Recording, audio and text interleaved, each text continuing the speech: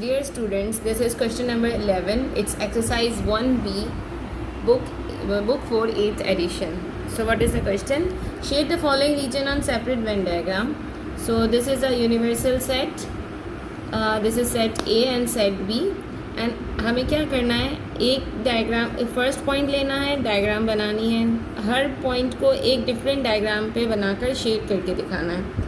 So let's see, मैंने जो है ना सारी डायग्राम्स ड्रॉ करके रखी हुई ऑलरेडी टू एक्सप्लेन यू.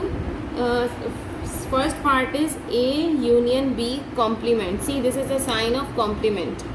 तो हमें ये पार्ट शेड करके दिखाना है कि फर्स्ट पार्ट में क्या होगा. So this is B complement. B complement means B को छोड़ के यूनिवर्सल सेट या पेरेंट सेट से हम बी को छोड़ के बाकी सारी चीज़ों को हम शेड करेंगे. इट्स मीन हम इसको भी शेड करेंगे, यूनिवर्सल सेट को भी, ए को भी. ठीक है, ये पूरा हिस्सा शेड होगा बट बी नहीं होगा. इसके बाद हमने बी कॉम्प्लीमेंट कर लिया find out. Now we have to shade A. A means हमें इसको भी शेड करना है. सो जब भी यूनियन होता है ना, तो हमें जहाँ जहाँ हमने टिक किए हैं उन सबको हमें शेड करना है, चाहे वो 1 टिक हो या 2 टिक्स हो. So we have to shade this region whole except B and A as well. A को भी हम शेड करेंगे except of B. B को छोड़ के हम ये सारा शेड कर. ठीक है, we have done part 1. Now move to part 2.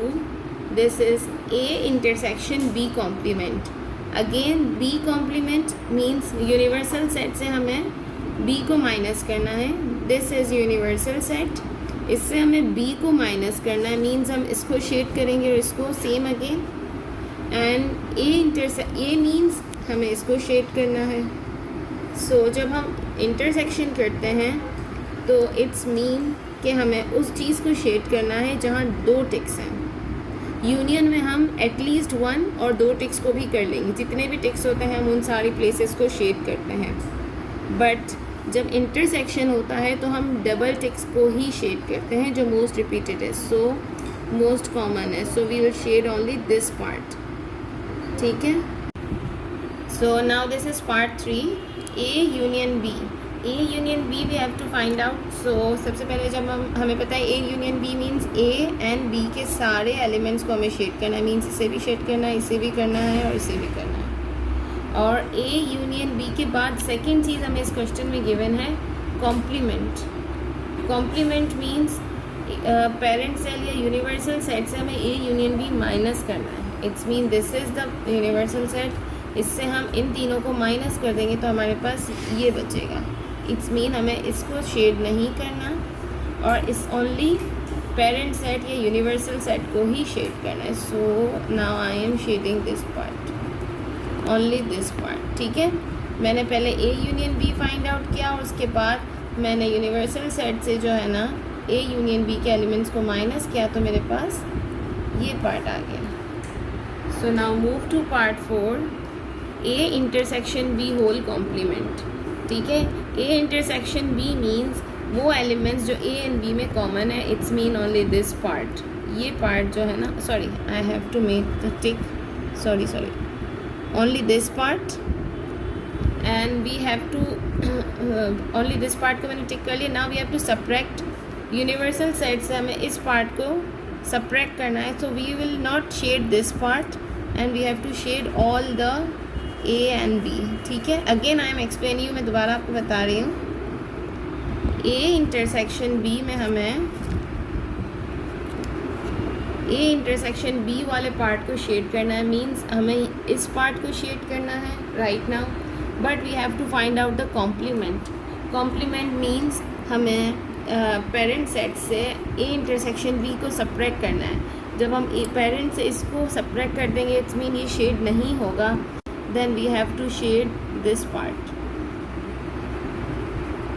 And this part. इस पार्ट को हम शेड नहीं करेंगे, इस पार्ट को हम शेड नहीं करेंगे, बाकी पूरा पार्ट जो है ना वो शेडेड है. Okay, now move to the 5th part. This is A complement union B complement. A complement means universal set से हमें ए के एलिमेंट्स को माइनस करना है, मीन्स हम इसको शेड करेंगे और इसको करेंगे, ए को शेड नहीं करेंगे। Now B complement find out करते हैं। B complement means universal set से हमें बी के एलिमेंट्स को सब्ट्रैक्ट करना है, मतलब हम बी के एलिमेंट्स को शेड नहीं करेंगे, ए को शेड करेंगे और यूनिवर्सल सेट मीन्स पूरे को भी शेड करेंगे। नाउ हमें इन दोनों का यूनियन निकालना है, so we would shade this whole except this.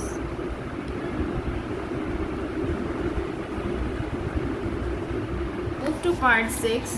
I have made the diagram over here. A complement intersection B complement. A complement intersection B complement. A complement means U minus A. A को छोड़ के हम B और universal set को करेंगे shade. We would leave ए को हम छोड़ देंगे और बी को हम शेड कर देंगे। For B complement we would shade A, we would leave B and shade A and universal, ठीक है। और जब हम इन दोनों का इंटरसेक्शन निकालेंगे to find out the intersection of both, so when we find out the intersection means common one, तो B के जो हमारे पास टिक है वो 2 हैं, means these are the common. So we would shade only parent set और universal set and we would not shade A and B elements, ठीक है। A और B वाले सेट को हम शेड नहीं करेंगे, सिर्फ और सिर्फ हम यूनिवर्सल वाले को ही शेड करेंगे। Now move to part 7. A complement means हम A को शेड नहीं करेंगे, U माइनस A है, यूनिवर्सल सेट माइनस A है, सो हम इसको शेड करेंगे और इसको करेंगे, A को शेड नहीं करेंगे। यूनियन बी, अब हमें बी को भी शेड करना है, मीन्स हमारा बी ऑलरेडी है, बी को शेड करना है। Now the third thing is U minus means parent set या universal set minus A complement union B. इस पूरे सेट से हमें ए कॉम्प्लीमेंट यूनियन बी को माइनस कर देना है, इसको भी इसको भी। इट्स मीन हम किसको शेड करेंगे, सेट ए को ही शेड करेंगे set. It's mean that we have to shade set A only. Now A union B complement whole complement. So सबसे पहले हम B complement अंदर वाला फाइंड आउट करेंगे। B complement means हम B को छोड़ देंगे, A को और यूनिवर्सल सेट को शेड करेंगे। Now A union, A का यूनियन निकाला मीन्स हम A को ही भी शेड करेंगे। Now again they are saying that universal set से A यूनियन B कॉम्प्लीमेंट हमें सब्ट्रैक्ट करना है, तो हम इसको सब्ट्रैक्ट कर देंगे, मीन्स हम ये सब शेड नहीं करेंगे। It's mean we only shade part B, so we have done this part.